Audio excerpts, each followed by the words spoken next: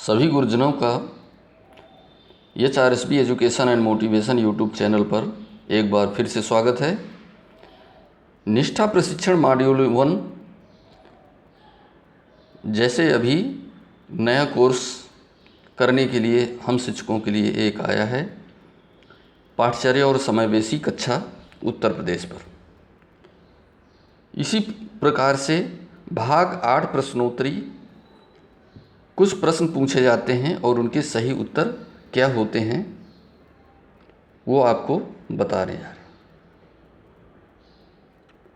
जैसा कि समान विकलांगता वाले दो बच्चे, हमेशा कक्षा में शिक्षक द्वारा समान हस्तक्षेप की आवश्यकता होगी। सभी कक्षा में शिक्षक द्वारा किसी भी हस्तक्षेप की आवश्यकता नहीं होगी। कक्षा में शिक्षक द्वारा विभिन्न हस्तक्षेप की आवश्यकता हो सकती है। इन 4 विकल्पों में से कोई भी एक विकल्प सही हो सकता है, वो आप देखेंगे, समझेंगे। जैसा कि यहाँ चौथा विकल्प समान विकलांगता वाले दो बच्चों के लिए है, कक्षा में शिक्षक द्वारा विभिन्न हस्तक्षेप की आवश्यकता हो सकती है। इसी प्रकार से अन्य क्वेश्चन आया दूसरा, इन सभी को छोड़कर UDL सिद्धांत है। व्यवहार प्रबंधन के कई साधन, काम करने के कई साधन, प्रस्तुति के कई साधन, अभिव्यक्ति के कई साधन। तो इन 4 विकल्पों में से कोई भी एक विकल्प करेक्ट है, जो कि चौथा विकल्प ऑप्शन अभिव्यक्ति के कई साधन यहाँ पे करेक्ट है। शिक्षक साथियों, एक छोटा सा रिक्वेस्ट आपको चाहूँगा, यदि आप इस YouTube चैनल को अभी तक सब्सक्राइब नहीं किए हैं तो प्लीज़ सब्सक्राइब कर लें बेल आइकन बटन को दबा करके, और इससे मिलती जुलती आपकी जो भी नोटिफिकेशंस वीडियो आएंगी वो आप तक पहुंच जाएंगी। अगला क्वेश्चन है, भारत में शिक्षा पर पहली और दूसरी राष्ट्रीय नीति को किन वर्षों में तैयार किया गया था? 1967 और 1989, 1968 और 1986, 1986 और 2009, 1966 और 1992। इन 4 विकल्पों में से प्रथम शिक्षा नीति 1968 में और द्वितीय राष्ट्रीय नीति को 1986 में तैयार किया गया था। नेक्स्ट क्वेश्चन, बच्चों को निःशुल्क और अनिवार्य शिक्षा का अधिकार RDE राइट टू एजुकेशन अधिनियम कब अधिनियमित किया गया और कौन से वर्ष में लागू किया गया था? बाल शिक्षा का अधिकार जो है वर्ष 2009 में अधिनियम और अप्रैल 2009 में लागू हुआ। वर्ष 2008 में अधिनियम और अप्रैल 2009 में लागू हुआ। वर्ष 2009 में अधिनियम किया गया और वर्ष अप्रैल 2010 से लागू हुआ। वर्ष 2008 में अधिनियम और अप्रैल 2009 में लागू हुआ। इन 4 विकल्पों में से सही विकल्प, सही उत्तर RTE बाल शिक्षा का अधिकार, बाल अधिकार कब प्रारंभ हुआ था? इसका जवाब है विकल्प C तीसरा, वर्ष 2009 में अधिनियमित किया गया था और अप्रैल 2010 से लागू हुआ था।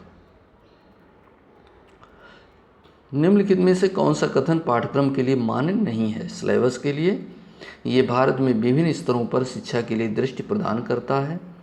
यह स्कूलों में शिक्षा के उद्देश्यों को लागू करने के लिए डिजाइन की गई नियोजित गतिविधियों का एक समूह है।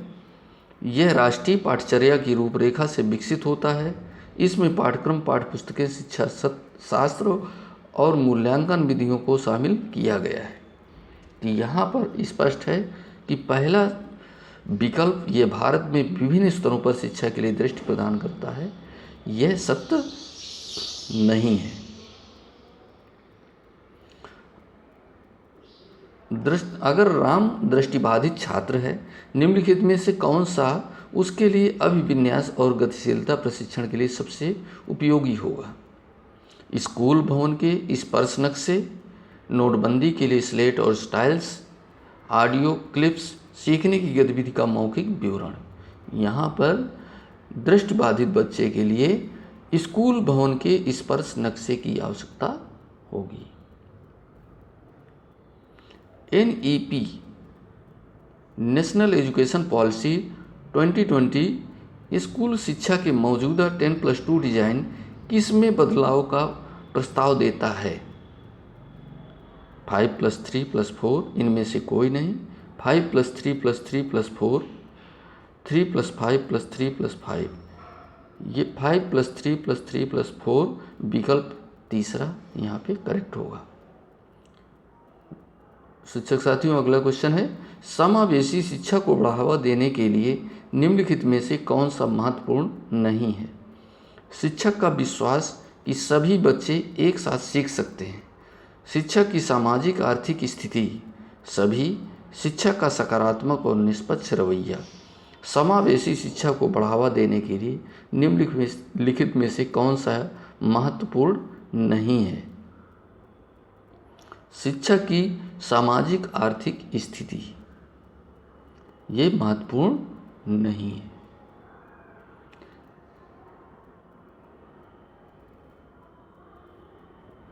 निम्नलिखित में से राष्ट्रीय पाठचर्या की रूपरेखा के लिए कौन सा वाक्य सही है? करेक्ट कौन सा है? NCERT को NCF विकसित करने के लिए आदेश दिया गया है।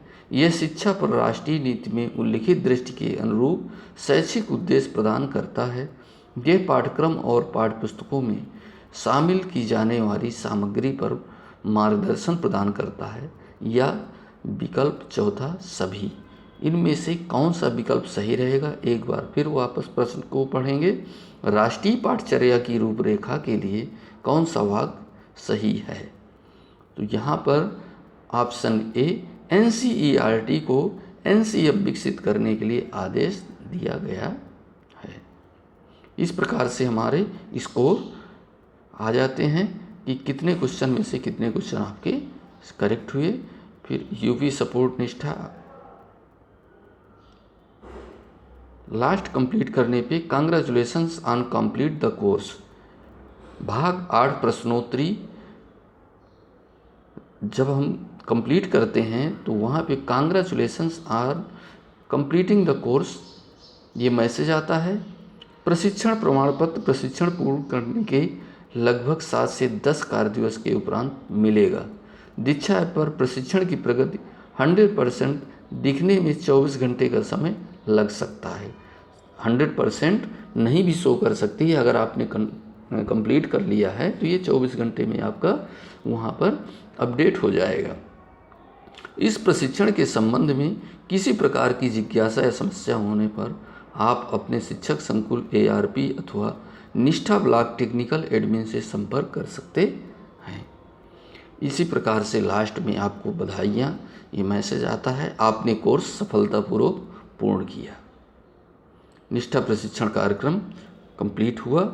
सभी BSc डाइट प्राचार्य, BO, SRG, ARP diet mentor, शिक्षक संकुल निष्ठा एडमिन एवं अन्य सभी सदस्य कृपया ध्यान दें कि हर शिक्षक तक इसका लिंक पहुँचे और हर शिक्षक पाठचर्या और समावेशी कक्षा मॉड्यूल 1 कंप्लीट समय सारणी के अनुसार 16 अक्टूबर से 31 अक्टूबर 2020 तक कंप्लीट कर लें। धन्यवाद दोस्तों। अगर ये वीडियो पसंद आया हो तो प्लीज़ लाइक करें और इस चैनल को अभी तक आपने अगर सब्सक्राइब नहीं किया है तो सब्सक्राइब कर लें और इस वीडियो को ज़्यादा से ज़्यादा अपने फ्रेंड्स में शेयर करें ताकि नए अपडेट्स जो भी इससे रिलेटेड वीडियोज़ आएंगे इस चैनल के माध्यम से आप तक पहुंचाने का पूरा प्रयास करेंगे। धन्यवाद।